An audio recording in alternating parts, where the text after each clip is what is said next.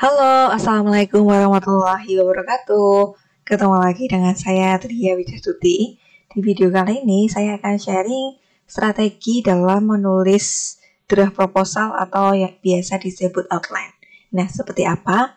Apa sih yang perlu diperhatikan? Simak video berikut ini. Sebelum menulis proposal, peneliti perlu memiliki gagasan umum tentang struktur penelitian yang akan dilakukan atau biasa disebut outline. Nah, struktur proposal sendiri berbeda-beda tergantung jenis penelitiannya itu apa. Apakah kuantitatif, kualitatif, ataupun mixed method. Di video kali ini kita berfokus di proposal penelitian kuantitatif. Penulis perlu mempertimbangkan topik apa aja yang akan ditulis ataupun dibahas di dalam proposalnya. Topik tersebut harus saling berhubungan satu dengan yang lain dan memberi gambaran keseluruhan penelitiannya seperti apa. Untuk menentukan topik apa aja yang perlu ditulis, peneliti bisa mempertimbangkan pertanyaan dari Maxwell berikut ini. Jadi poin-poin yang ada di proposal itu diharapkan bisa menjawab 9 pertanyaan ini. Yang pertama, apa yang dibutuhkan membaca untuk memahami topik dengan mudah? Apakah kalau semisal variabelnya sulit atau rumit, apakah perlu kemudian dijelaskan dulu di awalnya maksud dari variabel ini apa? Yang kedua, apa yang perlu diketahui pembaca mengenai topik Anda? Yang ketiga, apa yang Anda kemukakan untuk diteliti? Yang keempat, ranah seperti apa sih dan siapa saja yang ingin diteliti? Kemudian yang kelima, metode untuk mengumpulkan datanya apa? Yang keenam, analisis data.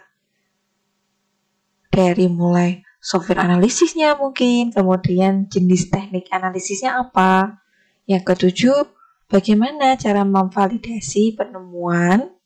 Kemudian yang kedelapan, masalah etis apa sih yang disajikan dalam penelitian ini? Ada nggak sih yang kemudian dilakukan review untuk kemudian dapat persetujuan dari komite etik misalnya? Dan yang terakhir, apakah hasil sementara sudah menunjukkan bahwa penelitian bermanfaat dan dapat diterapkan?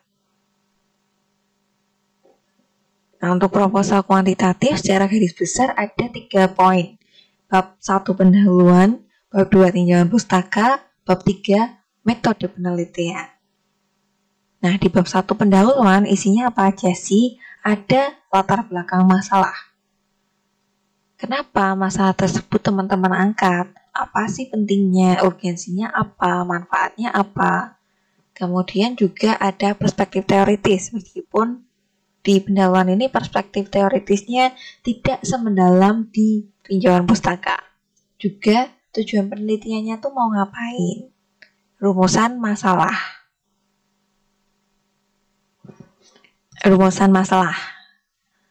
Oke, bab 2, tinjauan pustaka. Isinya adalah teori dari topik penelitian, di mana di sini dijelaskan lebih mendalam dibandingkan di pendahuluan.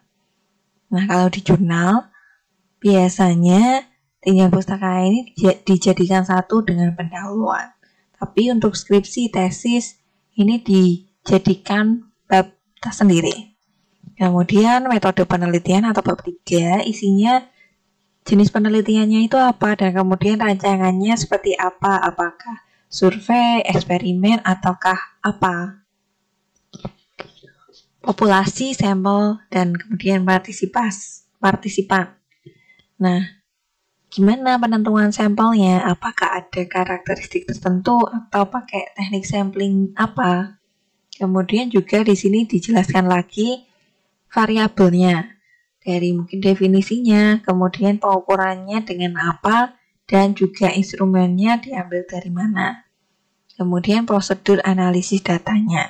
Apakah ada prosedur awal semisal kemudian kalau semisal ada data outlier dibuang dulu atau dibersihkan, ataukah mungkin ada uji asumsi terlebih dahulu atau seperti apa. Dan kemudian di sini ada masalah etis yang mungkin muncul. Nah, di sini kalau di penelitian Indonesia, setahu saya sih belum banyak yang menjelaskan poin ini. Tapi ketika di penelitian luar, terutama ketika mau publish jurnal internasional, biasanya ditanyakan apakah penelitiannya ini sudah lolos komite etik gitu. Komite etiknya siapa? Dan kemudian nomor persetujuannya berapa? Contohnya semisal kalau di penelitian eksperimen. Di penelitian eksperimen kan melibatkan subjek diberikan suatu perlakuan. Nah, jangan-jangan perlakuannya ini nanti membahayakan atau memberikan resiko, itu perlu dijelaskan atau mungkin ada efeknya. Jadi memang fungsinya untuk proteksi atau melindungi partisipan. Dan kemudian terakhir, selain 3 bab ini, di proposal penelitian itu ada lampiran. Isinya adalah instrumennya, item-itemnya seperti apa, kemudian juga timeline pengerjaan maupun hingga penyelesaian penelitian itu berapa bulan misalnya. Dan juga ketika proposal penelitiannya akan diajukan hibah misalnya. Nah, itu perlu yang namanya anggaran dana.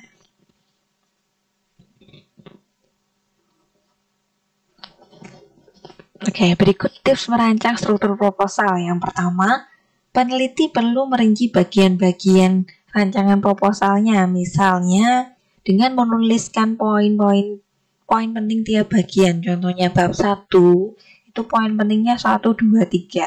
Bab 2, poin pentingnya 1, 2, 3, agar nanti enggak kelupaan gitu. Jadi pertama bikin poin-poin dulu. Yang kedua, nah ini perlu nih, pelajari proposal bimbingan dosen sebelumnya, terutama misal proposal yang direkomendasikan dosennya atau mungkin yang dinilai bagus. Nah, di sini nanti teman-teman bisa menilai atau mungkin mempelajari struktur proposal yang bagus itu yang seperti apa. Kemudian yang ketiga ini meskipun kadang sepele, ini penting banget juga, yaitu perlunya mengikuti kelas atau acara terkait penyusunan proposal. Yang ini kemudian nanti bisa membantu penyusunan. Mungkin ada beberapa hal yang tidak dibahas di kelas, yang mungkin dibahas di sini. Contohnya semisal melakukan citasi dengan reference management. Contohnya pakai Zotero atau Mendeley. Jadi nanti buat daftar pustaka tuh nggak manual satu-satu, tapi secara otomatis. Oke, yang keempat, outline-nya tadi perlu ditunjukkan ke dosennya untuk diminta pertimbangan. Ada nggak sih poin-poin yang mungkin belum tercakup? Dan juga, ini penting banget juga, meskipun ada panduan internasional, teman-teman perlu ngecek panduan skripsi atau tesis di jurusan masing-masing. Oke, menulis gagasan, menulis seperti berpikir. Salah satu masalah yang sering ditemui peneliti pemula yaitu lebih suka mendiskusikan ide dibandingkan menulis tentangnya. Jadi biasanya udah galau gitu, kayak udah galau terus tanya-tanya teman, ideku bagus enggak gitu. Nah, dibanding seperti itu, tuliskan dulu idenya. Nah, berikut ada rekomendasi solusinya dari Stephen King. Yang pertama, di awal penelitian, tulis ide, bukan membicarakan. Jadi kalau ada ide apa gitu, langsung ditulis. Tulis saja dulu. Buat draft ringkas ide penelitian 1-2 halaman. Untuk nanti dimintakan pendapat ke pembimbing misalnya. Idenya seperti ini gitu. Yang kedua, tulis beberapa draft proposal dibanding fokus memulai satu draft sehingga gagasan tercurahkan. Jadi dibandingkan satu berkutat, dipoles terus, nggak selesai, mending ya udah idenya itu kemudian dijadikan 2 atau 3 draft, kemudian disampaikan ke pembimbing gitu, mana sih yang memungkinkan untuk dilakukan, mana yang menarik atau mungkin mana yang lebih penting untuk dilakukan. Yang ketiga, jangan mengedit proposal pada tahap awal gitu. Nah, ini sering banget gitu dilakukan oleh beberapa orang, dan mungkin juga saya gitu waktu awal-awal gitu nulis satu paragraf diedit, wah itu lama nggak selesai. Jadi tulis aja dulu, ngeditnya nanti. Oke, perlunya membiasakan menulis. Jadi, peneliti itu perlu disiplin dan juga membiasakan diri menulis proposal secara teratur dan terus-menerus. Meski hanya beberapa paragraf sehari. Karena jika sering terhenti akan menghambat penyelesaian. Contohnya semisal, saya tuh bikin proposal gitu. Semisal seminggu ini cuman punya waktu tuh hari Sabtu gitu. Senin, Selasa tuh nggak punya waktu, baru bisa nulis lagi hari Sabtu minggu depan gitu. Nah, 1 minggu depan sebelum saya menulis lagi gimana? Ya saya ngeliat gitu, kemarin tuh udah dapet sampai mana. Terus mungkin saya lupa gitu, lupa poin-poin penting yang perlu saya tulis itu apa gitu. Jadi harus nge-recall, harus mungkin baca-baca, buka-buka jurnalnya lagi gitu. Jadi malah jadi lebih lama gitu. Nah, pilih waktu khusus yang bebas dari gangguan dan coba secara konsisten menulis. Nah, jadi memang perlu waktu khusus itu dijadwalkan. Mungkin tiap hari jam berapa atau mungkin hari apa gitu. Kalau tiap hari kan mungkin susah ya, meskipun idealnya kayak gitu. Tiap hari apa, jam berapa gitu. Dan cari tempat yang benar-benar bebas dari gangguan. Jadi biar bisa fokus nulis.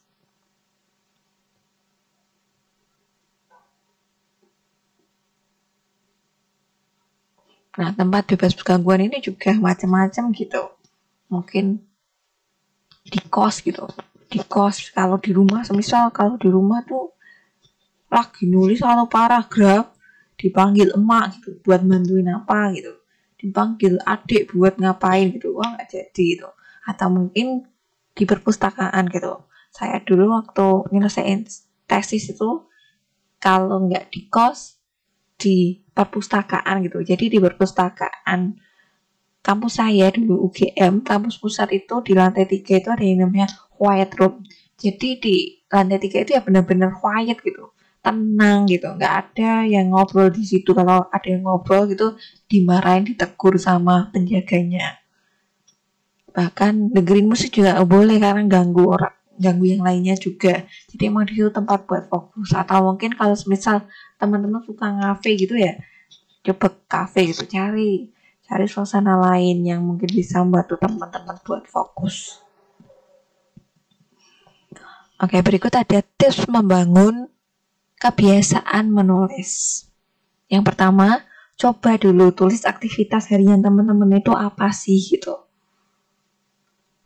Kemudian jika merasa nggak punya waktu buat nulis secara rutin, petakan dulu aktivitas hariannya. Dipetakan dulu aktivitasnya gitu, biar bisa ketemu gitu, biar bisa menslotkan waktu buat menulis itu jam berapa, hari apa. Kemudian menulis ketika sedang fresh. Kalau pikirannya kalut, banyak masalah gitu ya, nulis susah gitu. Jadi ketika fresh, sehingga nanti bisa lancar nulisnya. Yang keempat, jangan menulis ketika kekenyangan gitu, nanti malah ngantuk gitu. Apalagi baca jurnalnya internasional, aduh. Yang kelima, menulis secara teratur meski sebentar. Nah, teratur meski sebentar. Entah satu paragraf, nggak apa-apa gitu. Yang penting teratur gitu. Tapi emang buat bikin teratur itu emang sulit gitu. Kemudian buat timeline penyelesaian tiap unit atau bagian proposal. Nah, tadi kan di draft kita udah punya poin-poin yang perlu ditulis di tiap bagian. Nah, itu perlu dibuat timelinenya. Oke, timeline. Contohnya misal, aku nyelesain bab 1 poin ini seminggu lagi gitu. Aku nyelesain poin ini dalam 3 hari misal. Oke, taati jadwal harian. Di mana jadwal harian ini isinya kayak semisal waktu untuk menulis itu jam berapa. Kemudian target halamannya atau yang perlu diselesaikan itu seberapa. Kemudian perkiraan waktu selesainya itu kapan. Kemudian rencanakan tujuan harian. Kemudian diskusikan tulisan dengan teman. Nah, ini penting banget nih. Jadi kadang kita udah nulis gitu, udah ngecek beberapa kali, kayak udah oke gitu, bisa nih habis ini konsultasi pembimbing. Nah, sebelum konsultasi pembimbing akan lebih baik kalau teman-teman kemudian meminta bantuan temennya gitu. Baca dong tulisanku gitu. Kasih masukan dong apa yang masih jelek gitu. Nah, dengan adanya diskusi sama teman, mungkin ada hal-hal yang mungkin belum kita tulis yang sebenarnya penting gitu, tapi kemudian ditemukan oleh teman kita. Nah, seperti itu fungsinya diskusi dengan teman. Atau mungkin ketika kita kebingungan gitu, sebelum nanya dosen, nanya dulu sama temannya. Yang terakhir, coba tulis 2 atau 3 proyek dibandingkan fokus 1 gitu. Terutama di awal bikin usulan penelitian. Oke, masalah keterbacaan tulisan. Nah, untuk keterbacaan tulisan, sebenarnya udah ada panduannya. Contohnya misal di APA. Jadi, Publication Manual of the American Psychological Association, itu ada tips-tips untuk mencapai keterbacaan tulisan agar tulisannya itu lebih mudah dibaca dan dipahami. Itu harus kayak gimana sih gitu. Antara lain, semisal nomor 1 ini, gunakan istilah secara konsisten. Nah, di sini pakailah istilah sama untuk menjelaskan variabel agar tidak membingungkan. Termasuk cara nulisnya tuh harus konsisten gitu. Jangan di paragraf 1 bilang ini, di paragraf itu bilang pakai kata yang lainnya. Nah, itu akan membingungkan pembaca gitu. Jadi tulis istilah atau mungkin nama variabelnya itu secara konsisten. Oke, pertimbangkan gaya pemikiran. Mau seberapa naratif sih gitu kita menceritakan penelitiannya. Kayak perlunya membuat tahapan pemikiran untuk bisa membimbing pembaca gitu. Jadi alurnya itu mau dibikin seperti apa biar mudah dipahami. Kayak yang terakhir, terapkan yang namanya koherensi. Jadi maksud dari koherensi ini adalah gagasannya itu saling terkait satu sama lain gitu, nggak misah-misah gitu. Jadi paragraf ini bilang ini, paragraf kedua adalah sambungannya dari paragraf 1. Dan kemudian konsisten juga nih, judulnya ngomong apa, tujuan penelitiannya apa, dan tinjauan pustakanya apa, harus koheren. Oke, perlunya menyusun kalimat efektif nih. Yang pertama, gunakan kalimat aktif. Kalimat aktif itu seperti apa sih? Kalimat yang subjeknya itu melakukan tindakan. Jadi gunakan kalimat aktif sebanyak mungkin. Yang kedua, gunakan verb atau kata kerja yang kuat, bersemangat, dan sesuai dengan bidang tulisan yang disusun. Yang ketiga, gunakan kalimat lampau. Nah, ini kalau penelitiannya ditulis bahasa Inggris saya. Gunakan kalimat lampau atau past tense untuk tinjauan pustaka dan hasil. Berbeda dengan pendahuluan tuh pakai present. Kemudian yang keempat, baca kembali dan perbaiki naskah untuk mengurangi hal-hal berlebihan sehingga kalimatnya itu lebih efektif. Contohnya semisal yangnya tuh banyak, dannya banyak. Terus preposisi di-nya kebanyakan gitu. Nah, itu kan jadi nggak efektif gitu. Baca kemudian lebih diringkas kalimatnya gitu. Dan mungkin semisal satu paragraf itu semisal sebenarnya tuh ngomongin hal yang sama, apakah bisa diringkas jadi beberapa kalimat aja semisal. Contohnya semisal penelitian A bilang, semisal peneliti 1 bilang A, peneliti 2 bilang A juga, peneliti 3 juga bilang A. Ya wes dirangkum aja gitu. Yang bilang A itu peneliti 1, 2, 3 gitu. Gak usah ditulis satu-satu. Peneliti ini bilang bahwa metode dongeng efektif untuk meningkatkan kemampuan verbal siswa. Peneliti B juga, peneliti C juga loh gitu. Ya wes bilang aja. Metode dongeng efektif untuk meningkatkan keterampilan verbal siswa usia dini. Nah, kemudian disitasi peneliti 1, peneliti 2, peneliti 3. Nah, oke, sampai di sini. Terima kasih.